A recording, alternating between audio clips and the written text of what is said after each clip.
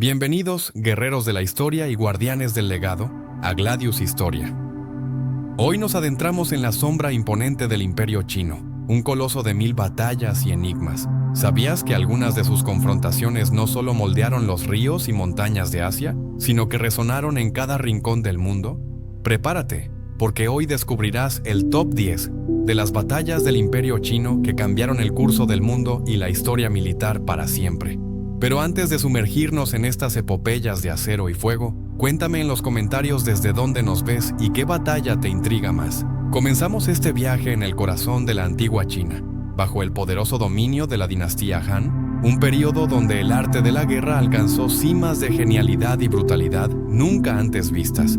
En el año 200 después de Cristo, dos titanes se enfrentaron en la batalla de Guandu, un conflicto que definiría el destino de la China del Este. Por un lado, Cao Cao, un genio militar cuya astucia y determinación lo convertirían en uno de los líderes más destacados de la historia china. Por otro, Yuan Shao, un noble de linaje aristocrático con una fuerza numérica que parecía insuperable. Esta batalla, celebrada no solo por su estrategia, sino por su impacto en el futuro político y cultural de China, fue un duelo de gigantes, donde cada movimiento podía significar la gloria eterna o el desastre absoluto. La batalla de Guandu fue mucho más que un simple enfrentamiento de fuerzas. Fue la lucha entre la disciplina implacable y la indomable furia de un ejército superior en número pero menos coordinado. Cao Cao, enfrentando una fuerza que le doblaba en soldados, demostró que la estrategia, el control y la innovación táctica podían superar cualquier desventaja numérica. Interceptó, saboteó y desbarató las líneas de suministros de Yuan Shao, debilitando sus capacidades y moral. La utilización de emboscadas cuidadosamente planeadas, el empleo de caballería ligera para hostigar y la concentración de fuerzas en puntos estratégicos demostraron la mente de un verdadero estratega en acción. Para ti que abres este video, imagina la precisión quirúrgica necesaria para ejecutar tales tácticas en un terreno accidentado bajo el constante riesgo de una derrota catastrófica. Tras la victoria decisiva, Cao Cao extendió su dominio y sentó las bases para la unificación del norte de China, dominando la era turbulenta de los Tres Reinos. Su legado militar no solo fue la conquista, sino la implementación de un sistema logístico y organizativo que revolucionó la guerra antigua, enseñándonos lecciones de planificación y paciencia que aún resuenan en los manuales militares modernos. No obstante, debes preguntarte, ¿qué hubiera pasado si Yuan Shao hubiese capitalizado mejor sus recursos? ¿Cambiaría eso el destino de toda una civilización donde la lealtad y la expectativa de poder marcaban el pulso del imperio?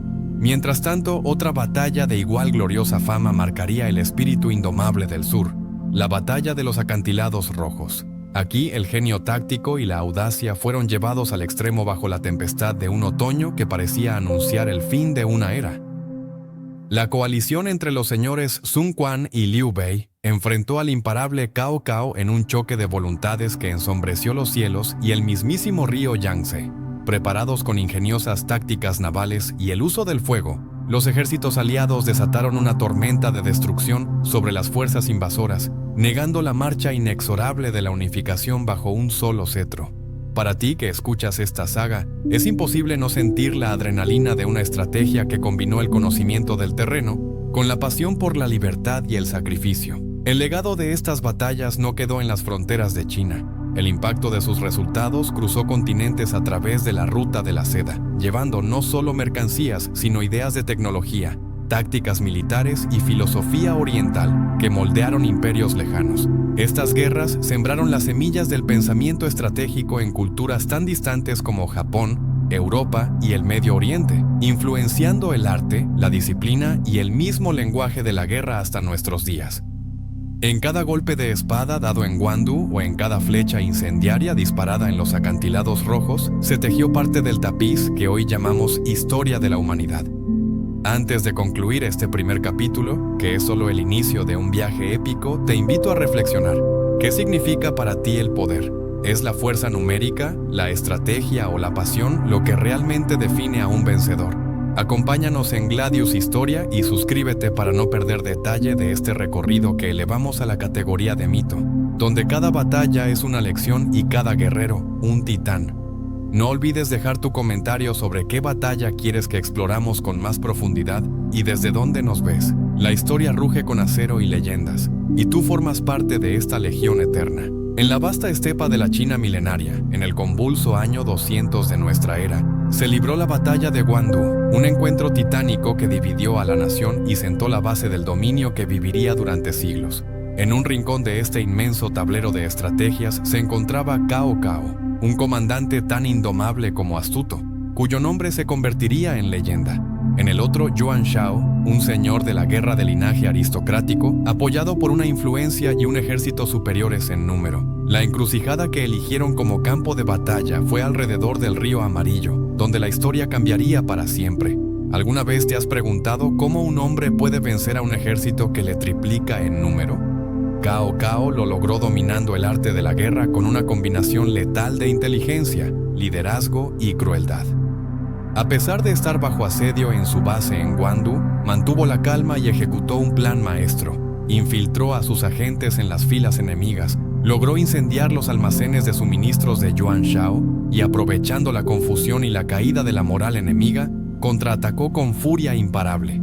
Sus generales, liderados por el feroz guerrero Xu Chu y el estratega Guoya, fueron piezas clave en este movimiento. Cao Cao no solo luchó con espadas y lanzas, sino con la mente y el espíritu, comandando un ejército que parecía una fuerza de la naturaleza imparable. El impacto de esta victoria fue colosal. Con Guandu, Cao Cao aseguró el control absoluto del norte de China, consolidando el poder que lo llevaría a ser el arquitecto del reino Wei durante el turbulento período de los Tres Reinos. Este triunfo fue un golpe maestro no solo militar, sino político, pues erradicó la amenaza directa de Yuan Shao y abrió la puerta para la unidad bajo un solo líder. Pero la batalla de Guandu no fue una mera confrontación, fue la manifestación de la guerra total, donde cada decisión influía directamente en el destino de millones y donde el coraje individual se subordinaba a una visión colectiva de conquista y supervivencia. Mientras en el norte el rugido de la guerra resonaba con fuerza, hacia el sur, los místicos acantilados a orillas del río Yangtze fueron testigos de otra lucha que definiría el futuro de la antigua China, la famosa Batalla de los Acantilados Rojos. Un episodio que ha sido elevado a la categoría de mito, plasmó la épica confrontación entre el resurgente poder de la alianza entre Sun Quan y Liu Bei contra un Cao Cao que buscaba extender su dominio sin límites. Esta batalla marcó un punto de inflexión, una danza de fuego y agua donde barcos incendiados y corredores de fuego navegaron bajo un cielo encapotado y donde la táctica superó la fuerza bruta, demostrando que incluso en la guerra más feroz, la inteligencia y el ingenio eran armas poderosas. La alianza sureña imponía una resistencia con estrategias nunca antes vistas, incluyendo el uso ejemplar del viento y las corrientes para propagar el fuego entre las flotas enemigas. Las legiones de Cao Cao, aunque numerosas y experimentadas, fueron derrotadas por el poder de la sorpresa y el dominio del terreno de sus adversarios, quienes además contaron con la bendición de un liderazgo carismático y decidido. Esta batalla simboliza la eterna lucha entre orden y caos, estructura y rebeldía, donde cada soldado peleaba no solo por tierra y poder, sino por el alma de una civilización que estaba en peligro de fracturarse para siempre. Pero la importancia de estas batallas trasciende el ámbito militar. Guandu y los acantilados rojos fueron detonantes clave en la formación del Imperio Chino, tal como lo conocemos. Al afianzar las dinastías y dispersar los bandos rivales, estas confrontaciones permitieron la difusión de tecnologías esenciales, la expansión de la ruta de la seda y el establecimiento del imperio como un centro global de comercio, cultura y poder. Es imposible subestimar cómo la destrucción y la gloria de estos enfrentamientos generaron ondas expansivas que llegaron a civilizaciones tan lejanas como Roma y los reinos de Asia Central. ¿Te has preguntado alguna vez cómo el sacrificio de miles de hombres en esas batallas resuena en la estrategia militar actual? Al estudiar estas epopeyas, vemos que cada maniobra y cada cambio táctico fueron semillas de las modernas teorías de guerra y administración. Cao Cao, con su lectura del terreno y la mente, sigue siendo un estudio de caso para jefes militares y líderes en todo el mundo. Aun cuando la sangre se derramó y los ejércitos se dispersaron, el espíritu indomable de aquellos guerreros eternizó su lucha. Mientras caminas con nosotros por este camino de acero y fuego, te invito a reflexionar sobre la palabra legado. ¿Qué batallas has enfrentado tú? ¿Qué guerras de la vida diaria has ganado con sangre o estrategia? En Gladius Historia nos apasiona mantener viva la llama de aquel pasado eterno que aún nos enseña. Suscríbete para no perder ningún bitácora de esta saga y déjanos un comentario con tus reflexiones o con la batalla que más te conmueve. Hoy, juntos, somos parte de esa historia que ruge sin descanso, una historia forjada con acero y leyendas. Llegamos al capítulo definitivo de este viaje épico, donde el fuego de la guerra alcanzó su mayor intensidad y donde dos fuerzas titánicas se enfrentaron en un choque que redefinió el mapa del mundo conocido. Hablamos de Genghis Khan, el conquistador mongol cuyo nombre aún resuena como un trueno que sacude las montañas, y de las dinastías chinas que resistieron con uñas y dientes contra la marea implacable de las hordas de las estepas. Esta es la historia de cómo el imperio chino enfrentó a su enemigo más temible, y cómo esas batallas no solo cambiaron Asia, sino que alteraron el curso de la historia mundial para siempre. En el año 1211, Genghis Khan declaró la guerra a la dinastía Jin, que controlaba el norte de China con puño de hierro. Los Jin eran descendientes de los Jurchen, un pueblo guerrero que había conquistado estas tierras generaciones atrás, y ahora se enfrentaban a un adversario que superaba cualquier pesadilla que pudieran imaginar. Genghis Khan no era un simple líder tribal, era un genio militar, un estratega cuya visión transformó a las tribus mongolas dispersas en la máquina de guerra más eficiente que el mundo había visto.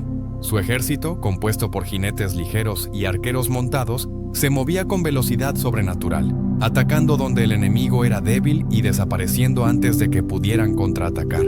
Pero la verdadera genialidad de Genghis residía en su capacidad para aprender, adaptar y absorber las tecnologías de sus enemigos. La batalla de Jehulin en 1211 marcó el inicio de esta devastadora campaña. Los Jin habían desplegado sus mejores tropas a lo largo de la Gran Muralla, confiando en que esta antigua fortificación detendría a los mongoles como había detenido a tantos invasores antes.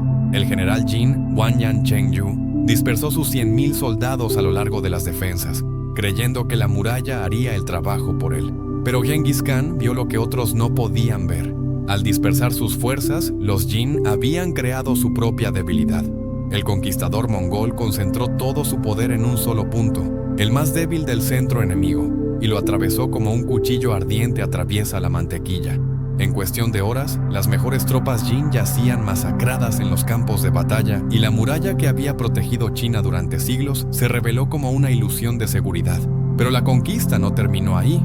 En 1213, Genghis Khan marchó hacia Yuyongguan, otro paso crucial de la Gran Muralla que protegía el camino hacia Chengdu, la capital Jin, conocida hoy como Beijing. Aquí, el Gran Khan demostró nuevamente su maestría táctica al engañar al general Jin Wanyan Fuxing con una falsa retirada. Los Jin, creyendo que habían ganado, salieron de sus fortificaciones para perseguir a los mongoles, solo para caer en una emboscada mortal. Mientras las fuerzas Jin perseguían sombras, otra división mongola tomó el paso de Xishinguan por el sur y atacó Huyongguan por la retaguardia. Atrapados entre dos fuegos, los defensores Jin fueron aniquilados y el camino hacia la capital quedó abierto. En 1215, después de un asedio brutal, Chengdu cayó y con ella el corazón del imperio Jin comenzó a dejar de latir. Pero Genghis Khan no solo conquistaba con espadas y flechas. Su verdadero genio residía en su capacidad para integrar ingenieros chinos a su ejército, absorbiendo sus conocimientos sobre asedio y tecnología de guerra.